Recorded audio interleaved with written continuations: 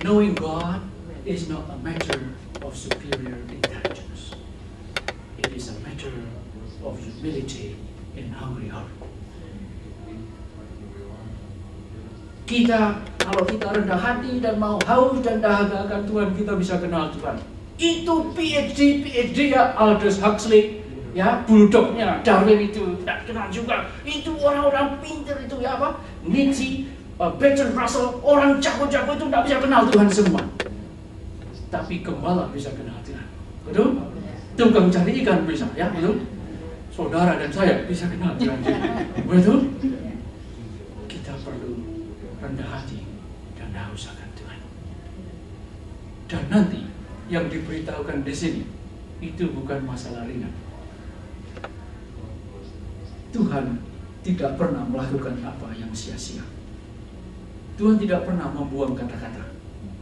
God is infinitely genius. Dia genius tanpa batas. Dia tidak pernah melakukan hal yang bodoh. Jadi kalau saudara dan saya dipimpin Tuhan, kita itu dipimpin oleh intelijensia yang supernatural. Kita dipimpin oleh Tuhan yang maha jenius. Itu istrinya Daniel Egecupu tadi, yang suaminya bisa bangkit lagi itu, dia itu dipimpin oleh firman Tuhan. Dia bilang, aduh Tuhan janji Tuhan waktu itu dia mungkin berdoa habis-habisan. Mungkin memang dia saya butuh suami Tuhan, anak saya masih kecil-kecil, saya masih hamil, ini suami sudah mati, bagaimana Tuhan? Jadi dia berdoa, bilang, ini hamba Tuhan ini diurapi luar biasa. Tuhan akan hadir di sana. Mungkin kalau dibawa ke sana dia bangkit lagi nanti.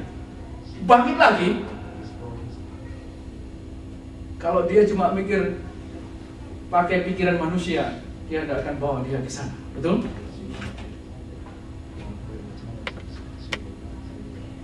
Nanti kalau saudara Domingus datang, saudara bisa tahu ya bagaimana dipimpin oleh Tuhan. Jangan khawatir kita jadi orang sederhana. Masalahnya bukan siapa kita yang sederhana ini. Masalahnya siapa dia yang memimpin kita. It's not really about you, right? It is about God. I know who I am because He told me who I was. Ya, karena Dia yang kasih tahu kepada kita siapa kita, baru kita tahu. Kalau cari sendiri tidak ketemu, ya. Kita jadi orang yang benar itu harganya luar biasa. Kalau kita makin jauh dari Tuhan, makin tidak ada harganya. Betul? Karena itu kalau kita lihat ketika Tuhan marah kepada di kitab Yeremia, di kitab Yoel itu marah, dia bilang, bangsa ini akan aku hapuskan, nanti bangkainya akan tersebar di padang gurun, tidak akan dikubur, akan jadi makanan burung dan makan binatang buas. Tuhan bilang gitu. Kadang-kadang kita ini sampai tidak ada harganya kalau kita menjauh dari Tuhan. Seperti pada zamannya Nuh itu. Seluruh dunia pun dia tidak peduli. Saya ingin tanya, pada zamannya Nuh itu yang lebih berharga siapa? Seluruh dunia atau 8 orang itu? Iya, buktinya 8 orang itu dihidupi, yang lainnya habis. Saudara dan saya, itu mahal harganya.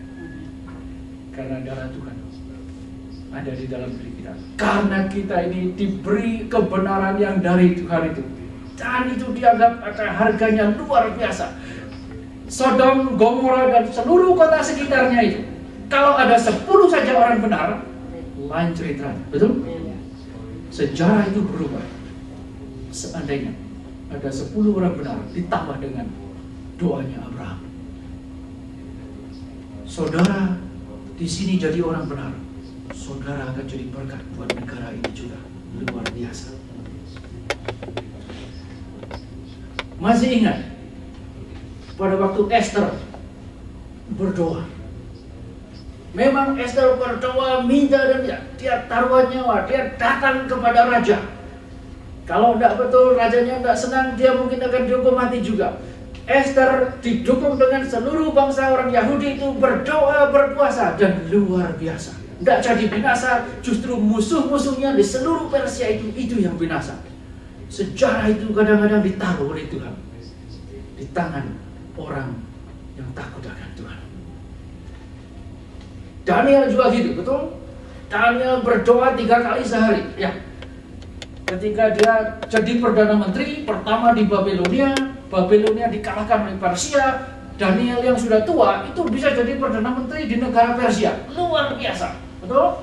Dan kemudian dia dicarikan salahnya karena orang pada iri hati, betul? 120 gubernur itu marah sama dia, kenapa dia nggak mau dijadikan Perdana Menteri? Iri hati, waduh luar biasa. Iri hati itu sulit untuk diperangi karena kita manusia punya kesombongan, dan bukan hanya kesombongan, karena kita kepingin berharga. Saya berperang terus melawan iri hati saya. Di sini tidak ada orang yang punya iri hati.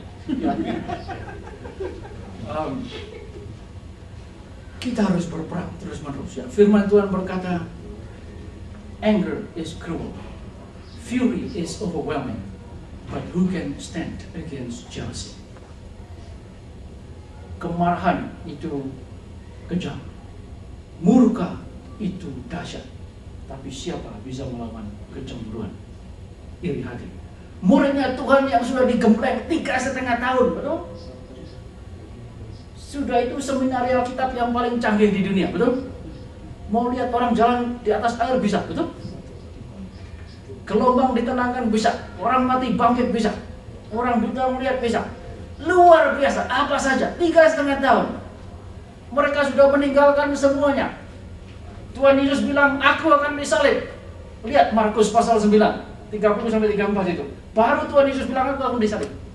Mereka sudah bertengkar, siapa yang terbesar, yang akan gantikan Tuhan Yesus, betul? Sudah digembleng, sudah meninggalkan semuanya. Hati-hati dengan keinginan untuk menjadi nomor 1. Kita diciptakan untuk berharga, karena itu saudara dan saya akan terus cari harga. Memang betul, tidak apa-apa, itu tidak salah. Perlu cari dari Tuhan, baru kita menemukan harga yang sesungguhnya. Kalau cari di tempat lain, kita akan saling menusuk satu sama lain. Kalau cari dari Tuhan, luar biasa. Saya tidak selalu berhasil, tapi saya teringat satu kali ketika Tuhan menolong. Saya puasa 7 hari mencari apakah tujuan daripada bagaimana saya harus menentukan jalannya pekerjaan saya ini. Saya cari jawaban dari Tuhan. Saya teringat itu ketika saya itu hari yang ke-7 saya naik mobil dilewati di kota Cincinnati itu, sedang berdoa, Tuhan ini sudah 7 hari Tuhan belum jawab Tuhan ya. Kemudian saya minta Tuhan datanglah, itu Roh Kudus datang ke mobil itu. Waduh, saya itu tidak bisa bayangkan itu, indahnya luar biasa. Setelah itu ada mobil nyalip mobil saya ya, mobil itu tidak tahu punyanya siapa, mobilnya lebih bagus dari mobil saya itu. Saya lihat mobil itu lebih bagus itu, saya bisa nangis saking senangnya. Saya senang sekali sebab orang itu diberkati lebih dari saya. Saya bilang, wah ini bukan saya ini Tuhan. Kalau saya justru kepingin mobil kayak gitu, ya betul? Tapi saya percaya bersama Tuhan. Ya belakang ini di restorasi juga saya lihat teman itu saya dari San Francisco melihat mobilnya bagus. Aduh senang sekali saya. Terima kasih Tuhan kau memberkati orang ini dengan mobil bagus. Karena ada Tuhan di sini. Saya sudah senang sekali dengan Tuhan, jadi saya tidak kepingin mobil itu. Biarlah kita dipuaskan, terus dipuaskan oleh Tuhan. Nanti hati yang gembira jadi obat ya. Hati yang gembira seperti orang yang berpesta senantiasa ya. Kemudian pikir, mungkin kita ini bisa mau tambah dekat sama Tuhan kalau kita ini terus datang dan membiarkan Tuhan memberi kepada kita rasanya berdekatan dengan Tuhan. Ada seorang yang hebat sekali namanya Samuel Logan Brengle. Ya, dia dari Salvation Army, dari apa itu? Bala Keselamatan. Dan dia itu cari Tuhan, luar biasa dia berusaha mendekat sama Tuhan. Dan dia ingin dia ditunjukkan kepada Tuhan kekotoran dirinya. Jadi dia berdoa.